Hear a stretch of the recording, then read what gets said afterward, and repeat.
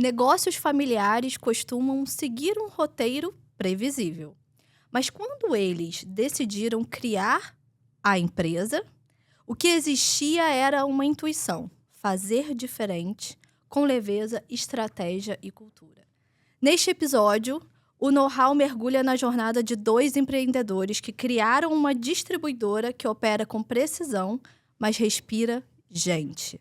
Uma conversa sobre origem, operação e o que significa construir cultura onde poucos enxergam espaço para ela. Com vocês, meus amigos Lucas e Juan. Muito obrigada pela presença de vocês. Obrigado a você, Manu. Obrigado, Juan, Manu. obrigada por estarem aqui, por dividir toda a jornada de vocês, como que começou tudo. E aí eu vou começar pelo Juan, porque eu sei que você gosta de falar muito, tá? Sempre foi, né? Sempre foi assim. Vocês sabem que eu descobri hoje que esse aqui tem mestrado em educação física. E aí, como é que é isso? Aí você resolveu vender carne e peixe É verdade, é e verdade. frango. O que aconteceu nessa história aí que fez você virar a chave? Então, a minha vida pessoal foi pautada pelo esporte. Eu sempre gostei muito de praticar todo tipo de esporte. E voltei à minha faculdade para isso, porque num primeiro momento me veio na cabeça que eu não queria, de forma nenhuma, seguir passos de pai ou mãe, e eu queria seguir o meu caminho, que era o esporte, e aí eu fui para essa área. E aí fiz a faculdade, me interessei pela área acadêmica e fui fazer o mestrado. No meio do caminho, dentro do mestrado já, eu comecei a sentir falta. Eu acho que tá no sangue, eu não sei muito bem o motivo, mas eu comecei a tentar entender o que estava faltando ali, né, na minha vida. E quando terminou o mestrado, coincidiu da gente se encontrar, eu e o Lucas, né? A gente é primo, né? Nós somos família, mas a gente coincidiu nunca... de vocês se encontrarem o quê? Esbarraram na rua? Não, ou esbarraram na família? A gente nunca foi muito próximo, porque na fase de infância e adolescência, a gente tem uma diferença aí de 4 anos de idade. Então, assim, nessa fase ainda é uma diferença muito grande. Mas quando você chega na fase adulta, essa diferença ela some. E aí a gente já morava próximo, então a gente se encontrou, a gente foi conversando, fomos trocando ideia.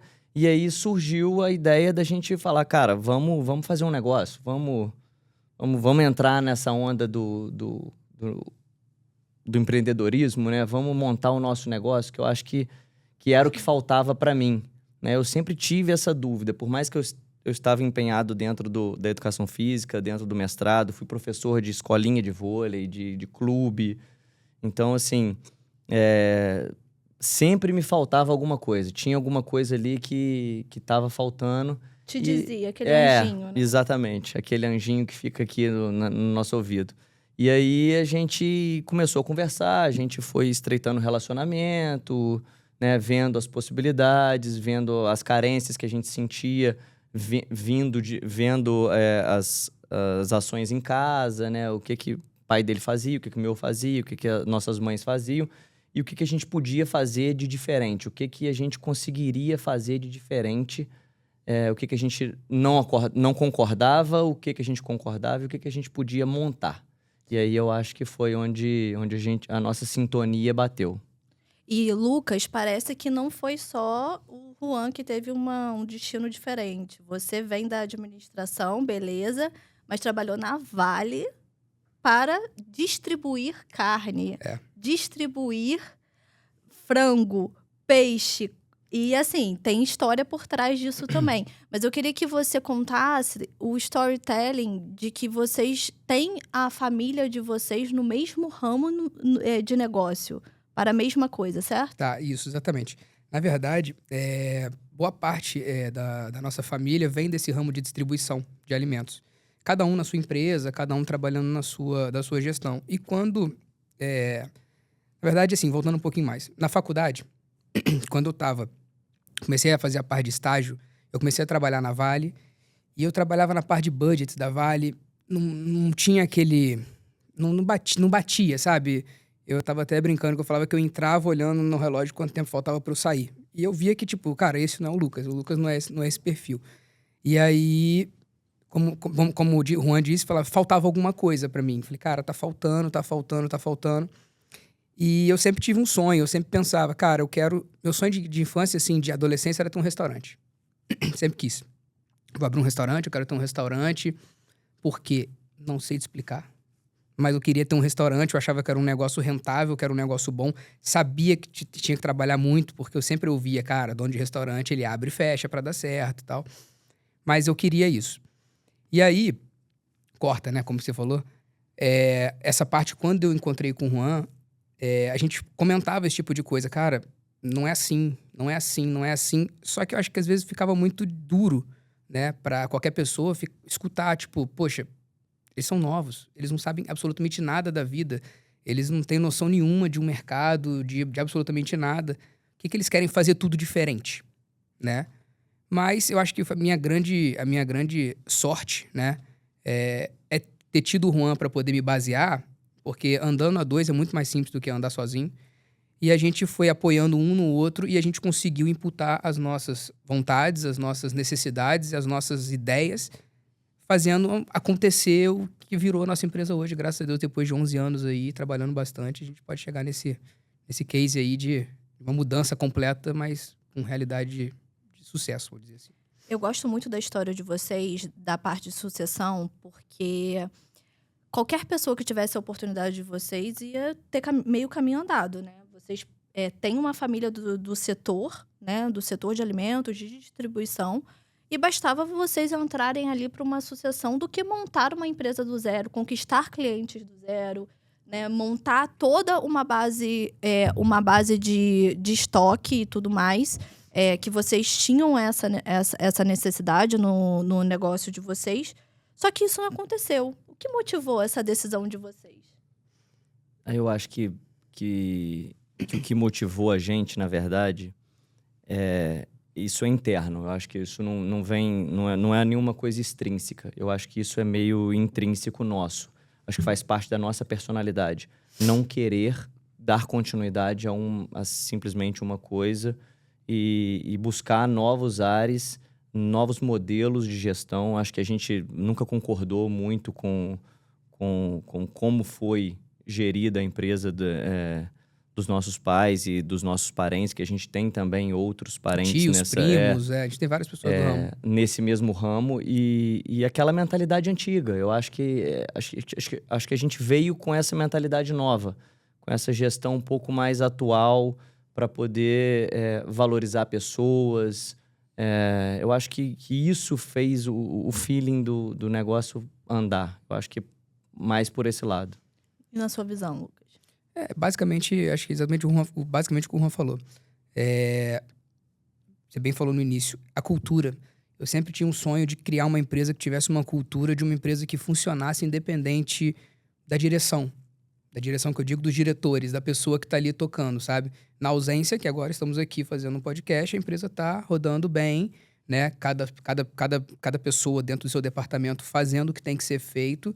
E isso é uma cultura que é criada com anos, com tempo, né? E uma coisa que a gente não conseguia enxergar isso no nosso ramo, bem dizer, tá?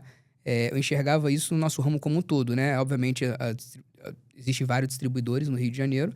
E a cultura como um todo, assim, pelo que a gente via, a gente escutava de representantes na rua, né? Como a gente começou a nossa empresa do zero, eu brinco que a gente jogou nas 11, né? Eu fui vendedor, a gente fez faturamento, a gente fazia gestão de banco, a gente fazia tudo, 100% da empresa, literalmente, faturamento, tudo isso. Então, ali a gente conseguia, quando a gente começou nesse ramo, como eu rodei muito na rua, rodei muitas coisas, eu conseguia ver e eu falava, cara, não é possível que a empresa trabalhe assim, não é possível que a empresa trabalhe assim, não é possível que a empresa trabalhe assim. Eu tinha uma visão diferente, de acordo com o Juan, completamente de acordo com essa visão que eu tinha, que eu falava, cara, a gente tem que fazer isso diferente, mas só a gente fez isso diferente, sabe? E hoje já tem vários outros distribuidores que já copiaram, né? Já viram que deu certo e jogaram esse mesmo modelo hoje no negócio deles. Porque realmente foi uma estrutura de mudança muito grande no momento onde era necessário. Sim. Né? Ainda quando a gente começou, a gente startou nossa empresa em 2014, a cultura era de pegar pedido em mão ainda, sabe? Telefone, passando pedido. E a gente veio com tecnologias, a gente desenvolveu um site, né, um interno nosso, linkado ao nosso sistema, no RP que a gente tinha, para poder passar o pedido, para ter uma leitura de estoque online. São várias coisas, assim, que são muito pequenas, mas que você vai somando, dá uma diferença absurda no negócio. E aí, com as pessoas que a gente veio contratando, como você bem disse, a gente começou a empresa do zero. Quando a gente começou, o vendedor era eu e o Juan. Então, o primeiro vendedor que a gente contratou, o cara olhava aquilo e falava, cara, que legal. Então, assim, eu vou vender o que tem. Então, não existe a possibilidade de eu vender e não chegar amanhã para o meu cliente. Não, putz, a empresa que eu trabalho hoje, eu vendo e amanhã não sabe se tem. Tipo, literalmente, o cara sai para vender de manhã sem saber se o estoque vai chegar, sem saber se ele vai entregar no dia seguinte. Sem ter certeza até da venda para a comissão dele, né? Exatamente. Então, e às vezes tem a comissão, óbvio, e também tem o cliente, porque tem muito cliente, principalmente estamos falando do Rio de Janeiro aqui, que o cara não tem espaço. Então, o cara precisa receber a mercadoria para poder funcionar. Então, a gente foi focando nesse tipo de coisa, que a gente foi enxergando, a questão da logística também. Eu via empresas enchendo caminhões, assim, vou falar aqui, 60 notas para entregar, 60 pedidos para entregar. E eu falava, cara, não funciona. Eu preciso ter um custo maior de entrega. Eu preciso entregar 30 pedidos, porque o caminhão precisa entregar até meio-dia no máximo, porque meio-dia começa o almoço e não tem mais tempo do cara receber nada. Então, foi essas pequenas visões que a gente foi tendo, que eu acho que foi meio que o marco para poder fazer... Para vocês virarem referência até para um concorrente. Pode-se dizer que para alguns sim, né? Para os outros não. Mas se vocês viraram referência para um concorrente, para a família, como foi isso? Então, eu acho que existe um orgulho, tá? Eu acho que eles têm orgulho do que a gente virou, do que a gente tá fazendo hoje com a nossa empresa. E eu acho que hoje existe até um espelhamento. Eu acho que eles buscam referência na gente para poder aplicar dentro do negócio deles também. Então, a família começou a enxergar vocês não como aqueles meninos lá de trás. Acho que hoje já sim. Mas nesse amadurecimento que vocês tiveram. E por que Nog Mix? Vou eu? Pode ir. Vou eu? A verdade é o seguinte, a Nog Mix, ela era Quali Mix. E quando eu fui registrar a marca, bateu com a Quali da BRF. Aquela margarina Quali. Sim. E aí eu tinha a chance de perder a marca daqui a anos, né? Eu falei, putz, eu vou desenvolver uma marca agora e daqui a 5 anos eu perco. Eu vou ter que começar de novo, não sei o quê. Eu já estava completamente perdido, eu já não tinha mais cabeça. Olhei pra cara do Juan e falei, cara, meu sobrenome é Nogueira, o seu é Nogueira. É Nog. Nog Mix, acabou. Aí ele falou, pô, beleza, vai dar certo. O Nog, né, o sufixo de Nogueira, Mix era uma ideia de mix de produtos. Sim. Então era Quali Mix, era um mix de qualidade. Era a ideia. Aí Nog Mix ficou um mix de Nogueira. Mas ficou bonito. Tem o baixinho, tem um baixinho de olho azul, tem o outro, tem de tudo. Potente. Acabou criando um nome curto, né? Um nome forte, né? Que acaba ficando na cabeça dos clientes também. Aí foi meio que... Acho que Deus escreve certo por linhas tortas, né? Então, de repente, o Nog Mix foi até melhor do que o Quali Mix. E aí, no final das contas, deu um nome lembrado, né? Hoje é um nome que acaba sendo lembrado na boca dos clientes aí, onde a gente tá. E a Nog Mix, que ficou com essa potência de nome, ao mesmo tempo ela virou uma potência, inclusive a ser chamada pela família para ajudar. Vocês já foram chamados para dentro do negócio da família para dar uma opinião, para ajudar? Cara, essa parte não, assim, de chamar a gente para captar o que tá acontecendo, como a gente opinar, falou. Opinar. Não, porque eu acho que, como o Juan falou, acho que até pode existir um orgulho dos pais, até de um tio que viu a gente ralando ali, dando certo, né? De primos, eu acredito que possa ter orgulho do pessoal, sim. Mas o pessoal é muito afastado, assim, não tem muita união, sabe? Cada um faz o seu e não mistura, sabe? Dentro de casa, uma relação maravilhosa, com pai, com mãe, com existe tio, essa tia, diferença primo, prima. muito marcada Mas dentro entre de negócio... relação pessoal e relação comercial. Então, isso que o Lucas está falando é muita verdade. Que bom, né? Porque aí não trouxe nenhum momento constrangedor para dentro da própria família, né? Se vocês conseguiram separar isso, porque tem gente que leva pro lado pessoal tudo, né? E Sim. até para relacionamento familiar. Então, estão todos aqui meus concorrentes. Mas como a família toda é de alimentos, assim ninguém se falava, né? Sim, exatamente. Ia ser um problema. E a gente tenta... Eu, pelo menos, eu diferencio isso da melhor forma possível. Negócio é negócio. Igual um negócio amigos à parte, família à parte também. Família à E parte. negócio É. é negócio. Inclusive, a gente tem eventualmente, acho que teve ano passado, né, Lucas, um encontro da família Nogueira. É. E quando a gente vai, já não havia esse encontro há muitos anos e ano passado teve. E quando você vai no encontro, é muito legal, né? Porque, assim, são vários concorrentes e, assim, vários mesmo. Nós estamos falando de 5, 6 concorrentes ali dentro de um mesmo espaço, comendo churrasco, se divertindo, jogando futebol, tomando cerveja, brincando, conversando. E a gente consegue separar totalmente. completamente. É uma aula aqui de como fazer isso muito bem, vocês dois. Qual foi o momento mais crítico da Nog Mix até agora? Aquele que exigiu mais de vocês como líderes? Eu diria que foi a pandemia. Eu acho que a pandemia também. foi um momento crítico, onde a gente teve que mudar a estratégia da empresa, mudar o tipo de cliente que a gente atendia, mudar markup da empresa. A gente teve que mexer na cultura. A gente se reinventou A completamente. gente se reinventou nesse momento. A gente viu o vendedor que vendia absurdos passar a vender 0, porque é onde ele vendia, na região que ele vendia, ela foi completamente tomada pela pandemia, ele parou de vender. E a gente viu outros vendedores que estavam vendendo pouco explodirem a venda, porque os clientes dele passaram a comprar bastante com a gente. Então, naquele momento, a gente teve que se reinventar, a gente teve que mudar a cultura da empresa para atender aquele momento, né? Aquele momento foi um momento doloroso para o Brasil, mas a gente conseguiu, a gente levou a pandemia de uma forma... Pode ser que até leve, né? As decisões que a gente tomou, só complementando, eu e o Juan, a gente tem muita ação. A gente não fica esperando o que vai acontecer. Se a gente tem que agir, vamos agir. Vamos agir com cabeça fresca, com inteligência, mas vamos agir. Então, quando aconteceu a pandemia, a gente não esperou, dar um boom, dar um problema, dar uma situação pra gente poder agir. A gente já correu logo ali atrás. Isso que o Juan tá falando em relação aos vendedores, teve vários vendedores que a gente bancou. Posso dizer que a gente bancou. E falo isso de coração leve, não acho que eu fiz nada mais que a minha obrigação, tá? Falando aqui porque realmente foi uma parte crítica da empresa.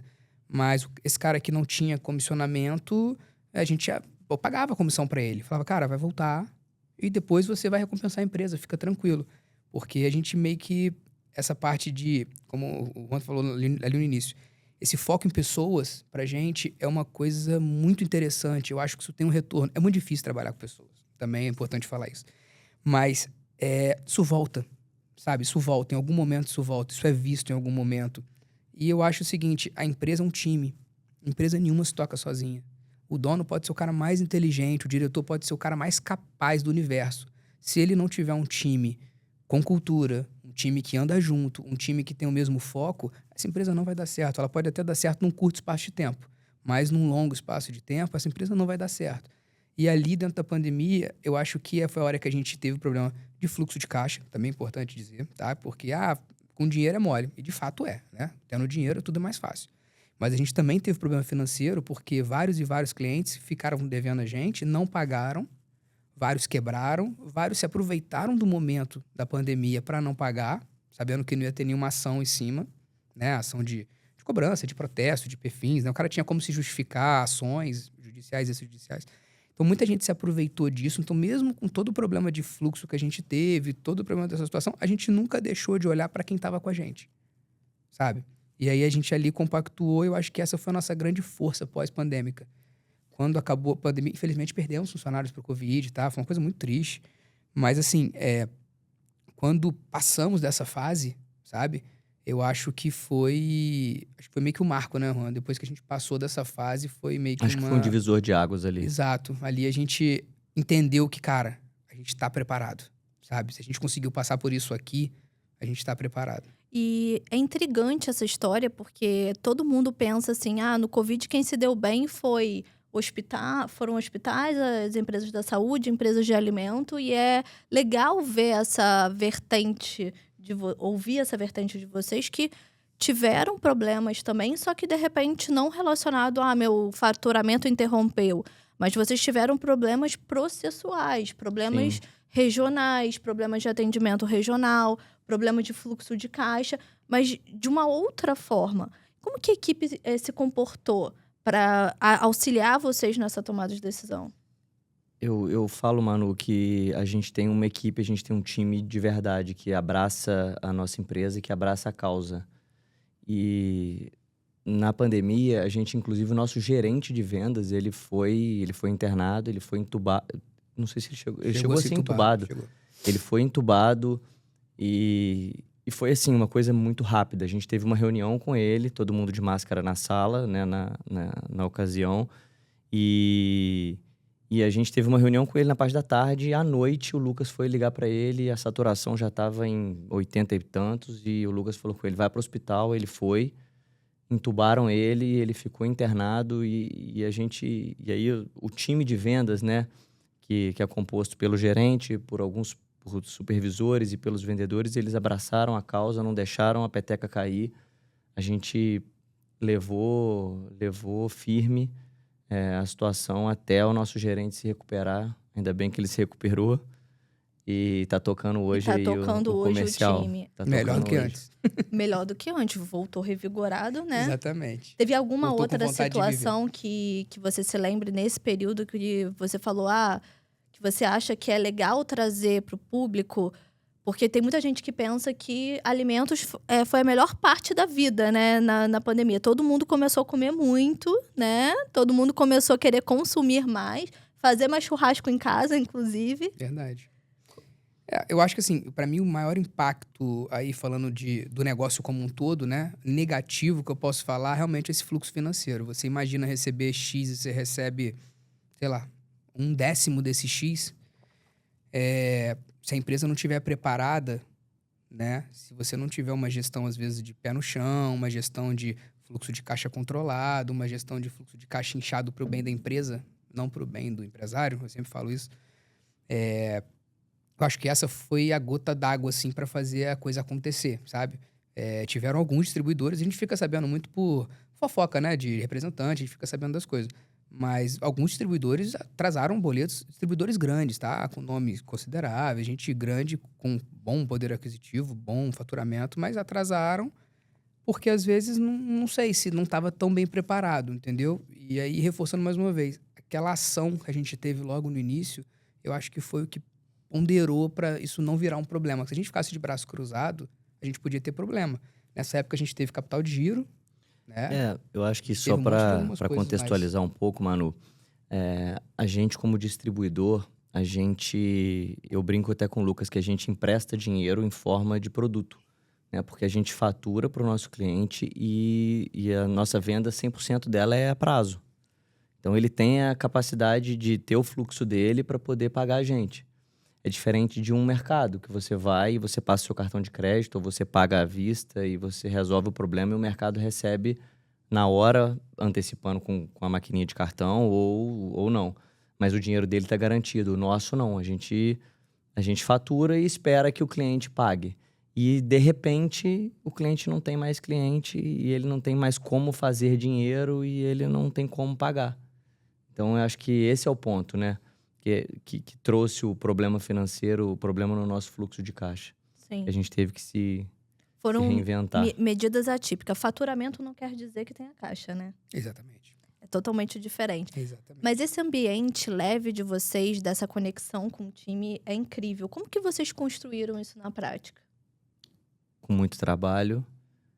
E eu diria que é o principal e a coisa mais difícil de acontecer numa indústria, numa companhia, em qualquer que seja o negócio que você tem. Eu acho que hoje é você achar pessoas que vistam a sua marca, que vistam a sua camisa, que compartilhem com você.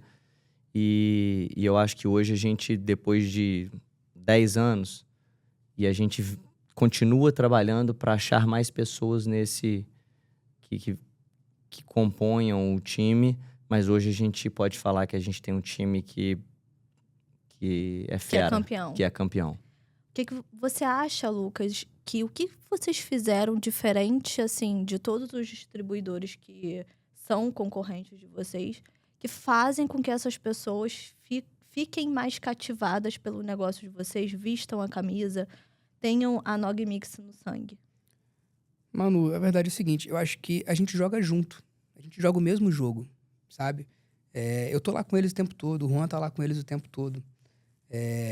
A gente não tá distante, eles não estão ali fazendo um trabalho para alguém, eles estão fazendo um trabalho junto com alguém. Eu acho que eles não veem a gente como um ser Como se extraterrestre. fosse o patrão, não Não. é, O entendeu? patrão. É o líder, A gente tá junto. Daquele, não entra na minha sala, eu sou o todo-poderoso. Não, à vontade, entendeu? A gente é super flexível, a gente tá no meio dos vendedores, reunião geral a gente vai, eu tô no meio dos motoristas, ajudantes lá de entrega, o Juan direto, a gente tá lá toda hora dentro de câmara frigorífica, avaliar a mercadoria, ver como é que tá, como é que não tá. A gente ainda continua jogando nas 11, verdade é essa, né? Tem alguns departamentos que a gente não trabalha mais, que a gente não precisa, mas a gente continua fazendo muitas funções ainda. E a gente faz Por questão de estar prazer, junto. eu faço questão de fazer, sabe? Sim. Eu não preciso fazer, eu tenho gente super competente para fazer. Às vezes eu falo mais competente que eu, porque quando eu chego eu falo que eu causo tumulto. Eu chego lá, eu quero discutir com o meu encarregado de logística que tem que entregar em determinado local. Ele vira para mim e fala assim, você conhece o que nessa área? Eu falo, nada. Ele, então deixa que eu faço, porque eu conheço, eu sei que é perigoso. Aí eu sou obrigado a falar assim, que você tá certo, realmente.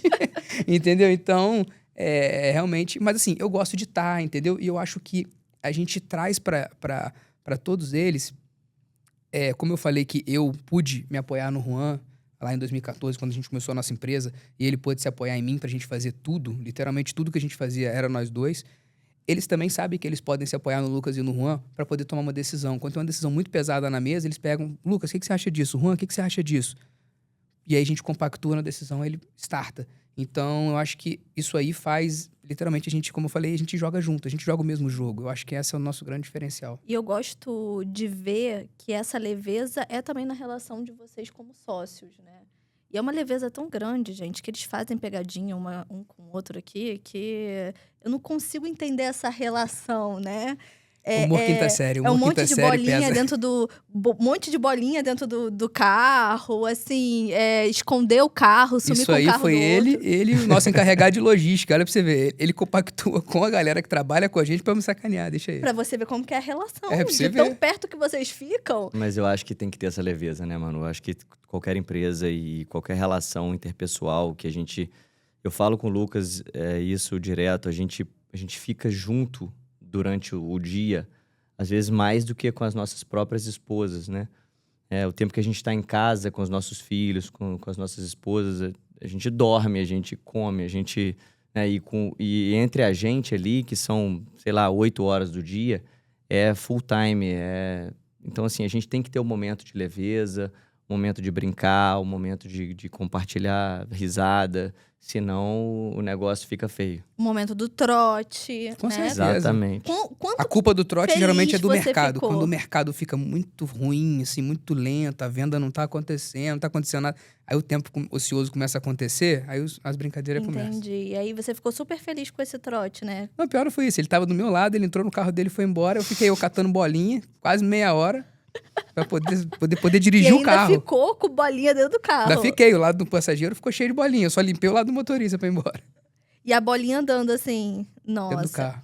O que o Juan tem que completa o Lucas? Cara, começa com organização. Eu aprendi muito a ser organizado com o Juan. Cara, determinação, como ele falou. Ele é um cara muito... O Juan é um cara extremamente focado e determinado para as coisas que ele quer fazer. Ele sempre fez muito isso bem no esporte. E dentro da empresa é igual, sabe? Eu fui aprendendo muita coisa com ele dentro dessa linha. Então, assim, essa determinação de resolver o problema, resolve agora. O problema aconteceu agora, resolve agora. Amanhã já tem outro. Então, vamos resolver esse problema de uma vez, amanhã a gente vê outro. Cara, e companheirismo, entendeu? É um cara que tá ali, ele me obriga a fazer as coisas, entendeu? Cara, vai malhar, vai fazer um exercício, vai fazer alguma coisa, vai pra casa, vai descansar. Às vezes eu tô meio pilhado, ele, cara, tira uns 2 dias aí, vai pra roça, vai pra praia, vai fazer alguma coisa. Então, acho que essa situação, acho que faz a junta, sabe? A equipe andar e a gente andar junto, né? Mais do que equipe, mais do que qualquer coisa, a gente anda junto. E você, Juan? O que o Lucas completa em você? Eu acho que o Lucas, ele tem uma sensibilidade, principalmente com as pessoas, que ela é diferenciada. E ele tem uma capacidade de comunicação e de fazer com que as pessoas entendam e compram a ideia dele. E, porra, é um cara sensacional, tá? Porque você precisar em qualquer momento que você quiser e precisar do Lucas, é só ligar, que ele tá lá. E não é só comigo, é com todos da empresa. Então, assim, eu acho que esse é o ponto que também chama a responsabilidade, sabe? Então, eu acho que ele me completou nesse sentido também. Eu aprendi muito com ele, essa relação interpessoal, essa relação de comunicação com as pessoas. Se você pudesse voltar no tempo, lá quando você era adolescente, ou quando você estava fazendo a faculdade de educação física, talvez, porque eu não entendi ela até agora. O que você não faria ou o que você não mudaria porque foi importante para você amadurecer? Então, eu acho que a faculdade de educação física, ela é uma paixão, ela fez parte do meu desenvolvimento como ser humano. E, cara, eu não faria nada diferente. Nada. Eu faria tudo exatamente como eu fiz, nas mesmas horas que eu fiz, na mesma proporção que eu fiz. Eu acho que foi... eu não tenho o que dizer de mexer em alguma coisa na minha vida. Acho que dentro da minha vida pessoal e dentro da minha vida profissional, acho que tudo foi muito, muito dentro do momento certo, da hora certa. Minhas filhas, minha esposa, a nossa empresa. Eu acho que foi tudo muito certinho. Eu acho que eu não tenho por que mudar nada. Foi tudo que aconteceu, por mais que aconteceu algo ruim, foi bom no final. Sim, eu não faria educação física, faria administração, não. Eu acho que eu faria tudo de novo. Mas a educação... Apesar de que você fez, o Juan fez um MBA depois. Eu fiz um MBA. Ele fez MBA. um MBA de gestão e de vendas, depois na PUC eu também fiz, junto com ele, esse MBA, que, querendo ou não, trouxe uma base de gestão pra ele absurda, porque assim, quando o cara, e aí, puxando uma sardinha, é verdadeiro, o Juan é um cara extremamente inteligente. Então ele pega as coisas fáceis. Então, o pouco que ele pegou ali naquele MBA foi o suficiente pra ele entender todo o ecossistema ali que ele estaria de administração de gestão da empresa e evoluiu de uma forma absurda. E eu acho, Manu, que tudo faz parte da composição da pessoa, sabe? Então, assim, desde das minhas amizades lá na adolescência, do que a gente viveu naquela época de adolescente. Que a gente viveu uma excelente época, inclusive, sim, né? onde não tinha telefone, celular, não tinha internet, que a gente jogava futebol na rua, tirava perdia o tampo do dedão. Exatamente. Cafifa, você sabe que eu sou mulher, mas isso aqui, ó, meu filho, cafifa aqui, ó, que eu ficava lá. Então, eu acho que isso tudo mudou, faz parte da nossa criação, cria a nossa personalidade. Então, assim, os meus professores de faculdade de educação física foram fundamentais na minha formação humana, né? Além da formação profissional. Eu acho que por isso que eu te disse que eu não faria nada diferente. Eu acho que foi tudo muito certinho. Inclusive, toda a faculdade de educação física, o seu mestrado, corroborou para que o Lucas falasse aqui que é o seu melhor lado. A disciplina. Não deixa de ser. É disciplinado, é focado. Exato. Tem uma situação, ele resolve na hora, não deixa nada pra depois. Talvez isso organização. venha muito também, tenha construído o Juan, né? Sim, desde a época de atleta. Desde a época, exatamente. Mas assim, o Lucas, quem imaginava, né? Aquele administrador fazendo... Que ele fez faculdade comigo, tá, gente? Aquela pessoinha que sentava atrás de mim... Claro, que tentava ficar perto dos melhores, né? Tem certas coisas que a gente não pode falar. Justo. Já falei pra você. Mas é incrível ver a gente, naquela época da faculdade, ninguém tinha nenhuma perspectiva de estar sentado no cargo de diretoria, de C-level. Sim. E hoje a gente tá aqui, né? Inclusive gravando um podcast. A gente cresceu na vida, né? Graças a Deus, né? Graças a Deus, graças a muito esforço também, né? Muito esforço, exatamente. Mas o que você se arrepende? Tem alguma coisa? Manu, cara, vai ficar meio copiado o que o Juan falou, mas assim, eu não me arrependo de nada. Eu sou muito grato pela faculdade que eu fiz, as pessoas que eu conheci lá. Você também tá nessa listinha. Ai, que bom. Os professores que eu tive na faculdade, né? Isso aí você sabe, você pode corroborar quando eu vou falar, mas assim, na época a gente estudou no IBMEC, né? E os nossos professores, os meus professores principalmente, eram todos de mercado, né? Eram empresários, eram A gente pegou uma diretores, época gerentes. A boa, gente né? pegou Nosso uma época reitor muito boa. era o Paulo Guedes, né? Fala Exatamente. sério, gente. A gente pegou uma época muito boa e assim, cara, a gente tinha... tudo que eu estudei era direcionado ao mercado. E eu sempre fui um cara de mercado, eu sempre tive essa minha veia comercial muito pulsante. E aí, ali foi muito, muito legal pra mim. Ah, o estágio da Vale, você não gostava, foi bom pra você? Cara, foi sensacional. Eu fiquei lá um tempo pra saber que era aquilo que eu não queria pra minha vida. Sim. Eu não queria fazer carreira naquilo. Eu podia, né, se eu tivesse competência de virar um diretor da Vale, mas eu não seria feliz ali, porque eu teria um monte de travas e eu não conseguiria fazer o que eu fiz junto com o Juan. Então, cara, não mudaria nada. Eu acho que as coisas...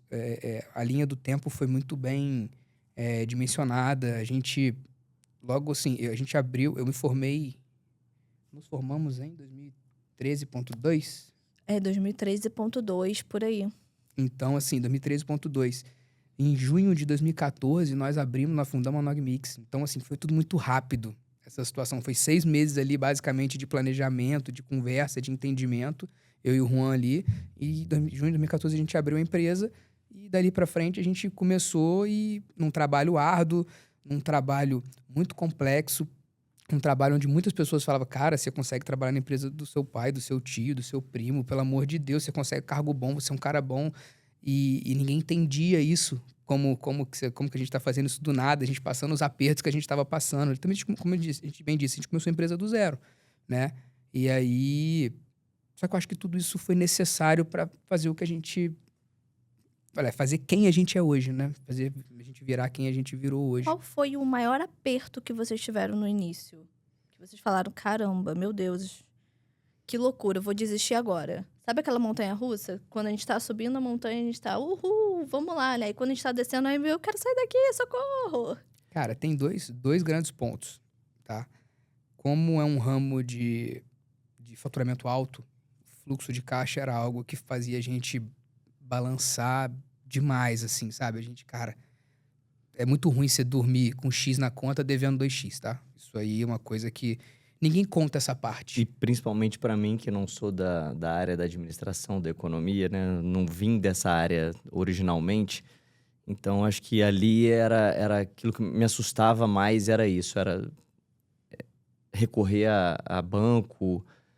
será que é necessário? Será que a gente está recorrendo porque não vai vingar? Será que a empresa está fazendo alguma coisa errada? Estou fazendo alguma coisa errada? Por que eu não estou conseguindo? A gente não sabia se era com a gente ou se era com o mercado.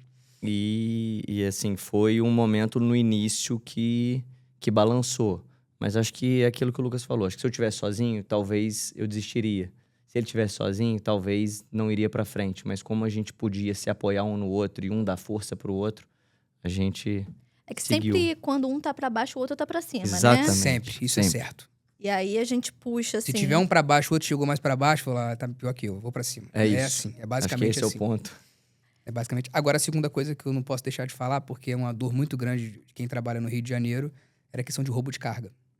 Eu tinha semana de ter 2 caminhões roubados por semana. Logo no começo, assim. Logo no começo. Era no momento onde eu não porque podia isso perder não mudou, absolutamente... né? Isso Não, mudou. não. Talvez Hoje a gente escalonou um pouco. controla um pouco melhor, vamos dizer assim, tem um pouco mais de tecnologia, né? Enfim, rastreadores, bloqueadores, tecnologias que a gente coloca dentro do... E a gente melhorou o nosso time também, né? É isso que eu... Hoje no início, a gente... Era tudo novidade.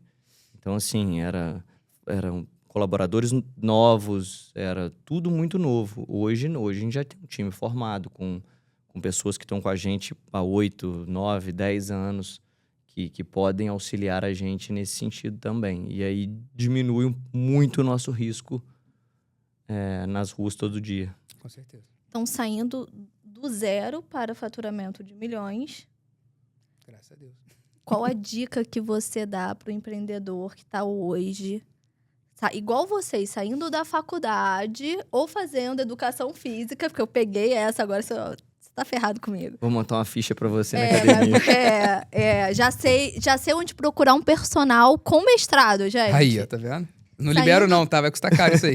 Saindo da faculdade, que quer empreender, não sabe se vai começar, qual a dica que vocês dão para esse empreendedor? Cara, o que eu posso falar é o seguinte. Não é o que você acha. Não é... Vou falar bem pra câmera, que é pra eles, né? É, para eles. Não é o que você acha. Não é fácil. Você vai enfrentar uma tributação que ninguém entende direito. Verdade é essa, a Manuela tá aqui pra me corrigir. Um jurídico que ninguém entende direito. O Brasil é um país complexo para empreender. Você precisa ter, mais do que uma ideia muito bem formada, uma força interna muito bem formada. Desistir não pode ser uma opção. Se em algum momento desistir for uma opção, nem começa, porque não vai ser fácil. Se der certo, é maravilhoso. Agora, se não der certo, você tem que continuar fazendo até dar certo. E isso pode demorar muito tempo. E aí as pessoas, eu acho que a geração atual, o que eu percebo um pouco, mano, é que o pessoal quer tudo pra ontem. Sabe? O pessoal quer começar hoje e o pessoal quer plantar hoje e quer colher amanhã. O pessoal Não tá é com assim. o Fiat Uno hoje, amanhã já quer o Porsche, né? Exato. E Exatamente. não é assim, entendeu? Então, e às vezes o pessoal confunde muito fluxo de caixa, dinheiro de empresa com dinheiro de sócio. Isso é um problema que eu acho que é cultural do brasileiro, confundir isso. E eu vejo Ou muita tá na conta é o empresa... lucro. Tá na conta é lucro, exatamente. O cara não entende que às vezes do lucro não é isso. Enfim, quero falar E tudo, eu não. só pra acrescentar o que o Lucas falou, eu tenho 2 palavras para demonstrar o que eu penso hoje do que seria o empreendedorismo. Eu acho que é resiliência e eu acho que é superação, eu acho que a pessoa você tem que estar preparado para se reinventar o tempo inteiro, tem que estar preparado para qualquer tipo de circunstância, você tem que ter ações rápidas para tomar. Então, eu acho que a resiliência ela é uma palavra que ela é fundamental para qualquer empreendedor que está começando, e a persistência, que é aquilo que o Lucas falou. Se você não tiver persistência para levar aquilo até o lugar onde você quer levar, não começa. Eu acho que a persistência também é um ponto fundamental para quem está começando o negócio. Lucas, um know-how seu que sustenta todas as suas decisões. Pesado, hein? Porque no caso o podcast é know-how, né? Eu A gente sei. precisa do seu Cara, know-how. Cara, eu vou te falar, eu acho que deveria ser normal isso, mas eu acho que é o bom senso, sabe? Todas as minhas decisões são pautadas com bom senso. Não posso tomar decisão de cabeça quente, não posso tomar decisão também de cabeça fria, também... você precisa botar bom senso em tudo que você tá pensando, em tudo que você tá agindo. Eu acho que acho que o bom senso acho que caracteriza bem as ações do Lucas. E as ações do Juan? Eu ia falar bom senso também, porque eu acho que a nossa empresa, na verdade, ela é pautada no bom senso em qualquer área, qualquer setor que a gente fale da nossa empresa. Em qualquer contratação da nossa empresa, a gente frisa e gosta de falar muito isso, que a nossa empresa é uma empresa que ela é baseada no bom senso. Mas eu acho que uma palavra que também funciona, e eu acho que também é um know-how nosso, que é uma força nossa, é a comunicação. Eu acho que Bem lembrado. como diz o meu querido sócio Lucas, 98% dos problemas são sanados com uma boa comunicação. Então, eu acho que a comunicação também ela é fundamental. E é a maior dor dos empreendedores hoje. Eu falo essa frase sempre em reunião. E a minha variação sempre vai entre 90 e 98. Porque quando o problema é muito grave, eu falo 90. Mas quando é pouco, eu chego até 99. Entendeu? Porque é impressionante, cara. Sim. É impressionante. Isso aí que o Juan falou é a maior verdade. Você fica vendo um problema que você fala só assim, você já sentou pra conversar, vocês dois? Não. Senta. A chance de resolução é isso aí, é 98%. É muito difícil não se resolver. Só que as pessoas não... hoje em dia tem um Na ego, verdade, tem a gente algo, tem dois algo problemas muito maior, hoje, né? A escuta e a comunicação. Ninguém quer ouvir, ninguém quer se comunicar bem, né? Então, assim, vira uma bagunça, É pura literalmente. verdade. Então, se a gente busca como empresa essa responsabilidade de se comunicar, de ouvir, de entender o que as pessoas que estão dentro do nosso negócio elas querem, nós transformamos pessoas, nós transformamos o país através da economia, porque nós estamos fazendo um bom negócio. Com certeza. Então, eu acho que o bom senso e a comunicação, eles vêm realmente se unir de forma homogênea para que a gente, como gestor, a gente tome qualquer decisão sem raiva, sem estar puto da vida ali naquele momento, querendo matar uma pessoa, esganar. Que a gente, ai, meu Deus do céu, pronto, já tô cortada do YouTube depois dessa. Mas é porque dá vontade, mas a gente tem que pensar que liderar é servir. Uhum. Sim. E servir as outras pessoas, assim como vocês serviram estar aqui comigo hoje, ensinando a empreendedores, ensinando as pessoas que estão em casa, a líderes e até mesmo a quem está na empresa de vocês assistindo, com o maior orgulho vocês aqui, o que vocês construíram. E eu também tenho o maior orgulho de não só ser amiga dos dois, mas também de ser a contadora deles. Ô, Manu, muito obrigado pelo convite. Acho que foi muito bom pra gente. Foi sensacional participar do nosso podcast aí. É gostoso poder falar um pouquinho do que a gente faz no dia a dia, que às vezes não é tão visto, né? É visto ali dentro, só apenas dentro do escritório. E pra gente é um prazer estar aqui e sucesso no seu podcast. E olha que foi o primeiro deles, hein? Então, se vocês gostaram, acompanhem, curtem, vejam todos os episódios e esperem o próximo.